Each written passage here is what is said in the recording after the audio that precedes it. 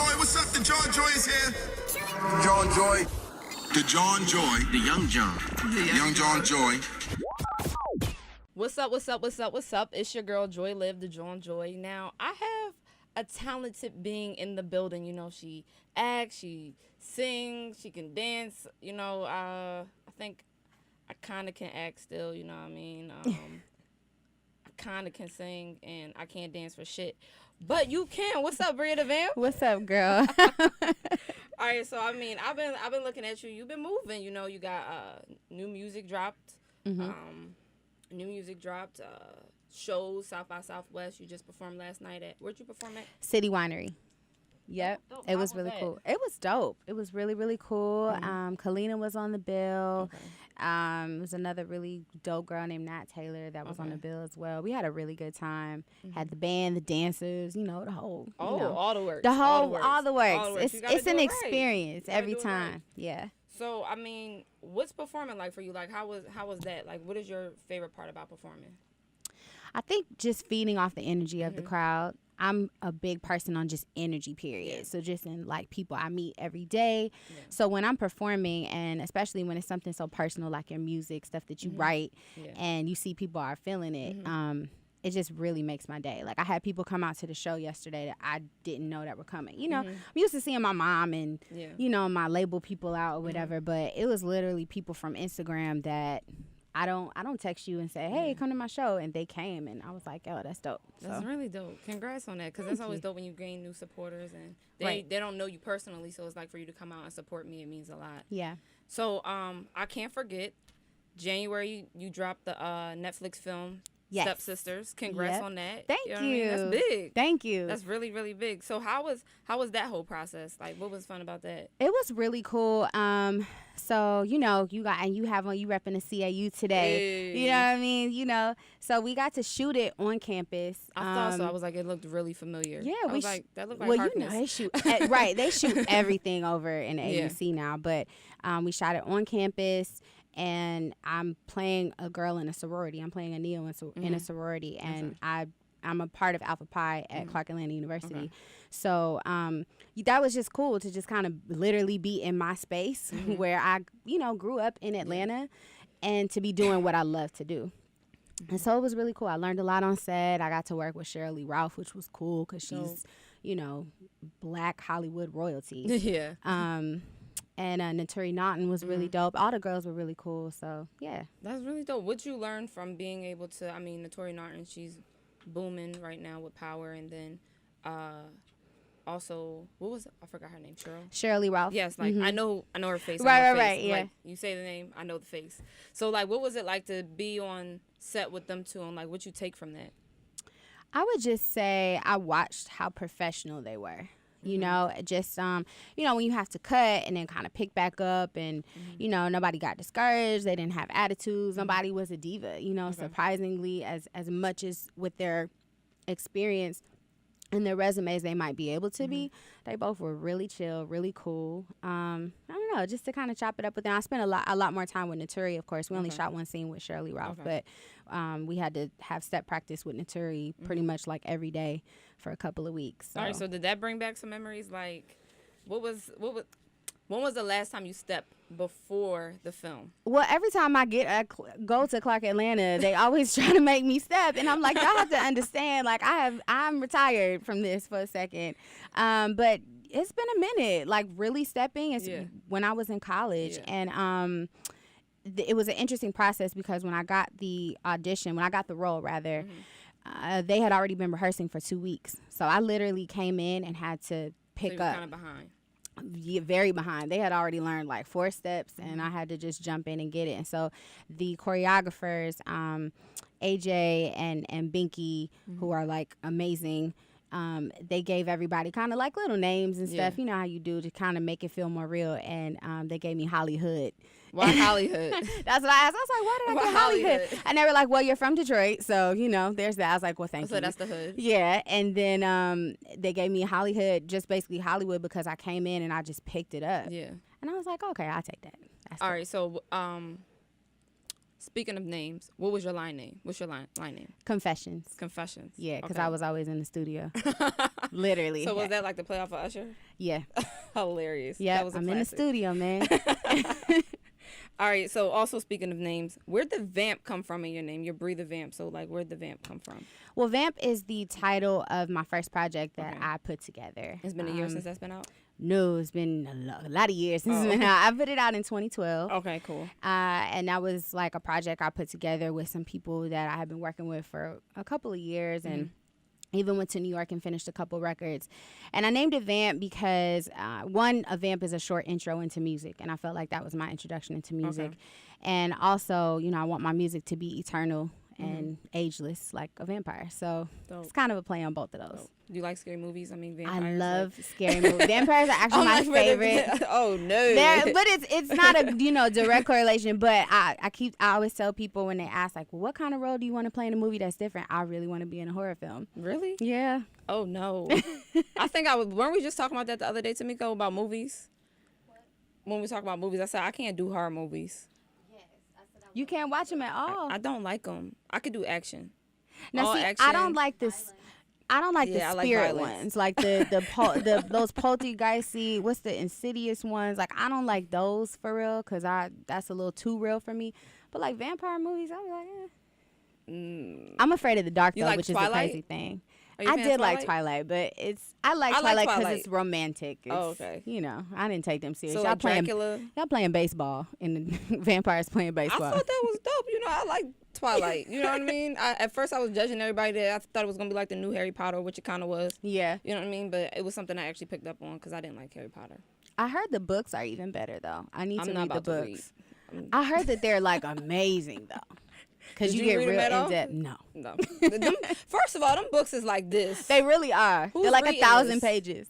Who's reading that? So So- who did you listen to growing up, especially being in like a music city, like this, coming from Motown, the city of Motown? So like, who'd you listen to growing up? Who'd your parents play in the house? I really listen to kind of literally everything. So of course, you know, I'm listening to Luther and Anita Baker and Whitney. Toni Braxton is my favorite singer. You know, I listen to all of that. But my father played a lot of different like alternative and rock music. So Led Zeppelin, The Who, Jimi Hendrix, Stevie Ray Vaughan. He played Brazilian music a lot. Al Jarreau, a lot of jazz. I listen to a lot of different stuff, and then of course just my musical taste. Like I love everything from R&B to the Spice Girls. Like Spice Girls, Shout out to Spice Girls. Yeah, shout out to the Spice Girls because I'm waiting for them to go on tour because I'm going. I don't care if I gotta sell my car.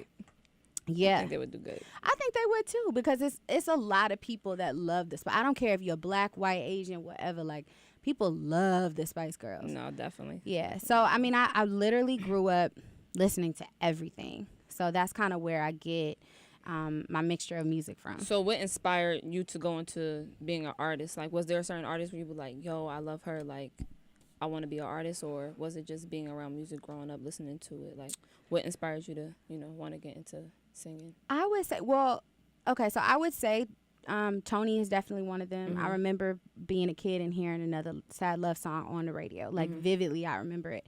And I remember asking my mother who it was, and she was like, that's Toni Braxton.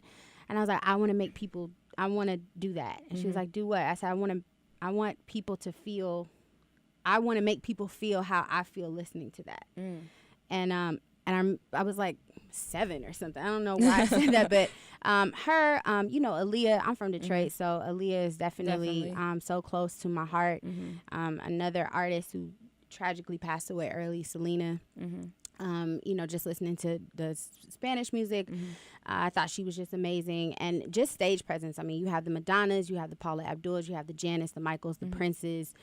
Anybody who's really a performer. Because I grew up dancing as well, like ballet and tap and jazz. So you're like trained dancing. Salsa, yeah. That's dope. That's all I did before I got into music. And so what happened was I had been writing songs, and my mom would find the songbooks all over the house, and she would be like, "What is this? Like, do you know you're writing songs?"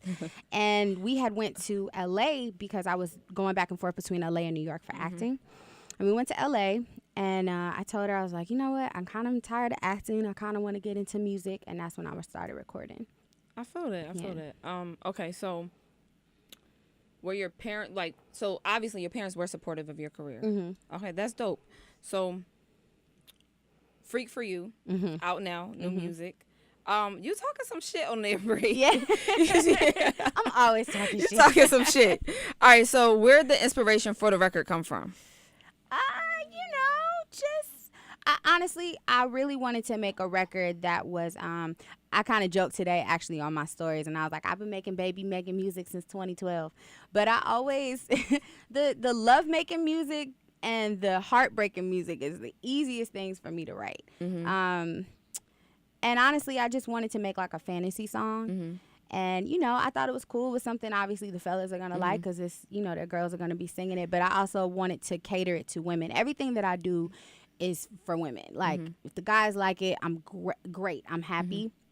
But I make my music for my sisters. You know what I mean? So, and we should feel sexy and we should feel good about what we're saying. And also in the song, I make it apparent to say, I'm going to let you do this. I'm allowing you to do this so that it's very clear.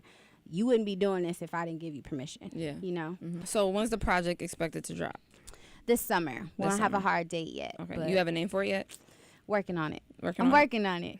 How many tracks are we expecting? I would say like 9. 9? Yeah. Okay. I think we're looking at 9 tracks. What's the feel for it? Like, where are you going with it?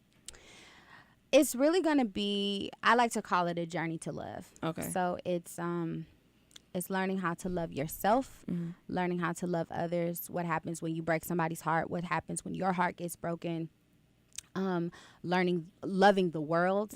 It's really all centered around love. You know, even if it's a party song or something like that, it's centered around like truly love. Okay. Yeah. So you said breaking somebody's heart or, somebody breaking your heart. Right. Have you been on either side? Both. Okay. So, how many times? Like, well, more so, how often? So, have you broken hearts more or have you had your heart broken more? I would say I've had my heart broken more. Okay. So let's start there. How you get over that? How would you tell a girl to, be able to get through a heartbreak? I think the biggest thing, and this is something that I learned within the last 2 years from my last relationship ending, I think the biggest thing is learning how to fall in love with yourself.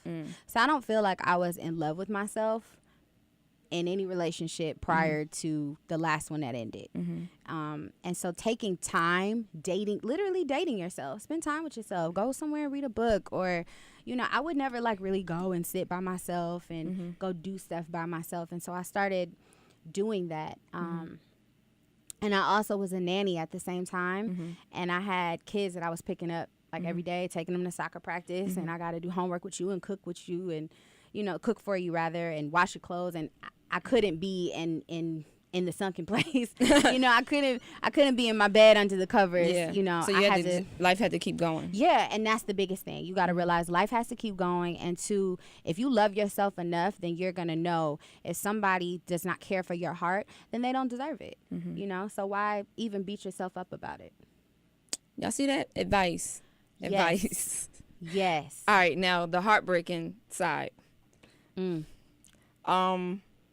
How you think you broke somebody's heart? In all honesty, I cheated. Okay. Yeah. I mean, you keeping it a beat. Yeah, I'ma always keep it 100. This was like college though. I mean, this wasn't like. I mean, I don't mean to roll my eyes at it, but it's just kind of like. Oh, that didn't count, face. Kind of. I mean, if it happened before this, then you ain't count, bruh. And honestly, he cheated before me. That doesn't make it okay, but he cheated on me first. But yeah, I mean, I cheated, and at the end of the day, it's funny because I have a song on my next project called Facts, and it's literally about that. It's literally me talking about cheating on a guy and all the things that I was doing that was wrong. And I also have a song called Green Grass, which is the opposite, which is me talking to my ex about him cheating on me. And what I say specifically in Green Grass is, you cheating, something wrong with you, it ain't wrong with me. It's just I can cuss, right? It's just okay. It's just a fucked up piece of your personality. And it's a real thing. People have to realize that cheating has nothing to do with you. It has everything to do with the other person. Yeah. So at that time, it was me. It was something in me that I shouldn't have done. If I wasn't happy in that relationship, I should have just left. I feel like you have no respect for somebody if you cheat on them. So I want to get your opinion on this. Do you believe that all men cheat? No, You don't. I don't. Okay. I don't.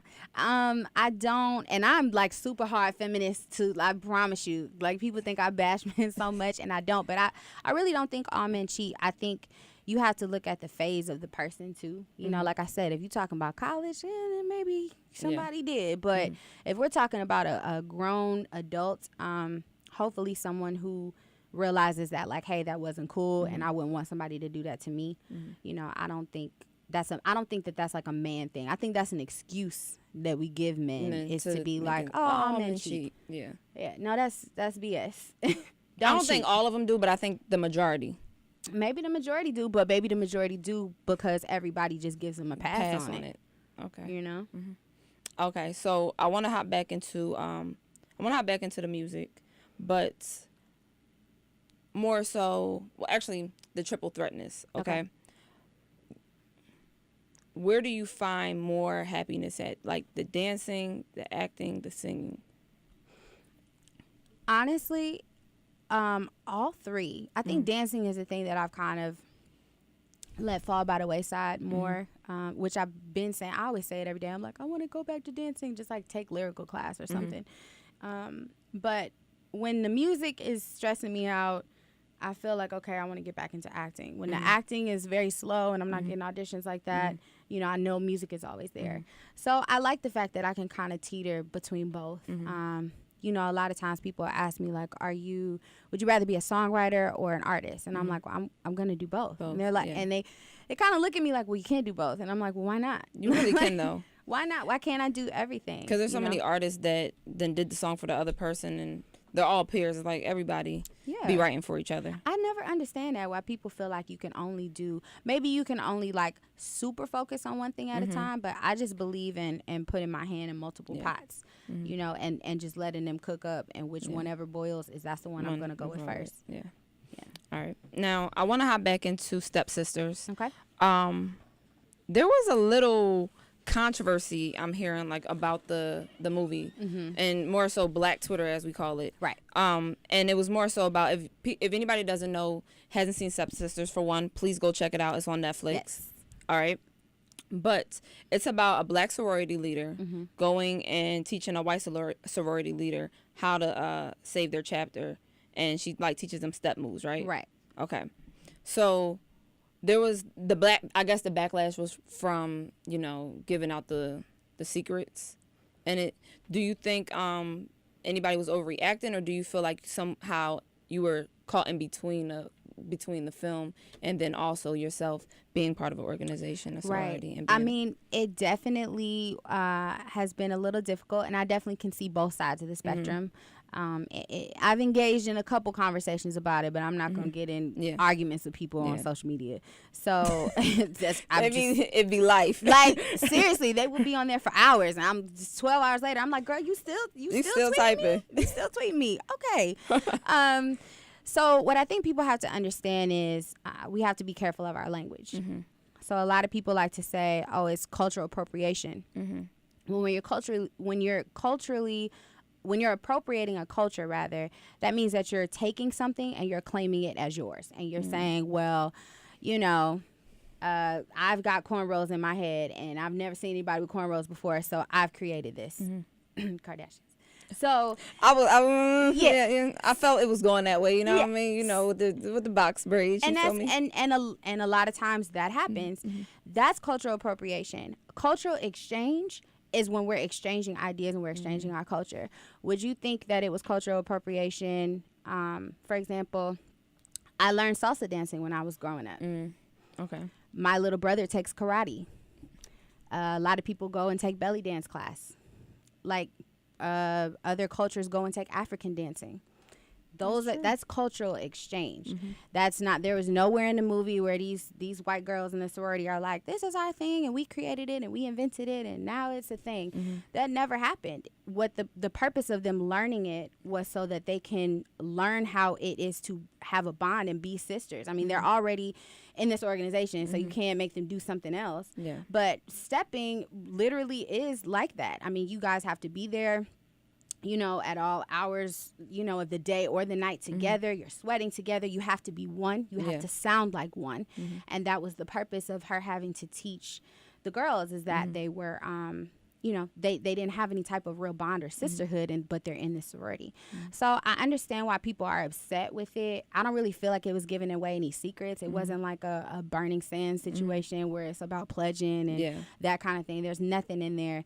And I think what I've seen is that most of the people who were up in arms about it, once they watched the movie, they were like, first of all, this is hilarious. It is funny. Like, I'm on the floor. And second of all, it really wasn't that bad. There were a couple things in there that I think people felt some type of way about. I think mostly, though, that the trailer was more misleading to what the movie was. And that's what had people so ready to, have backlash. Jump at it. Yeah. Thanks for clearing that up. I appreciate it.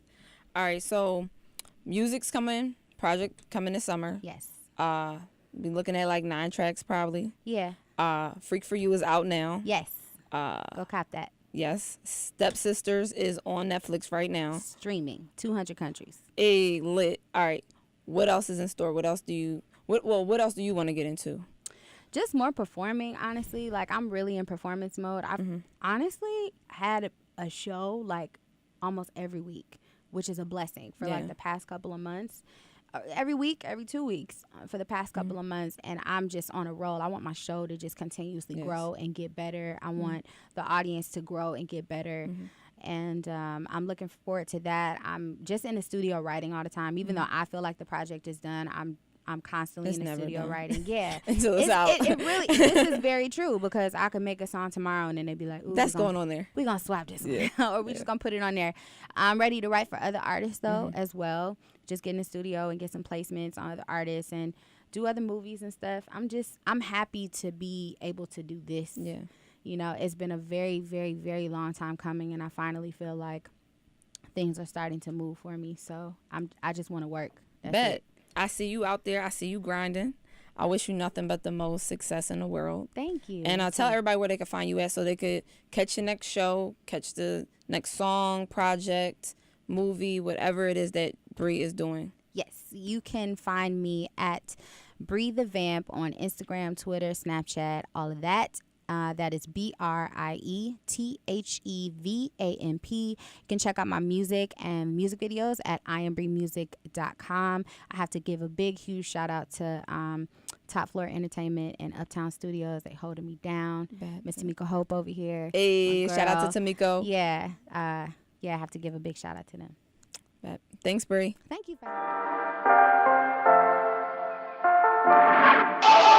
I love it when they keep it thorough with me, cause I hate when people lie so comfortably. I love it when they keep it thorough with me, cause I hate when people lie so comfortably.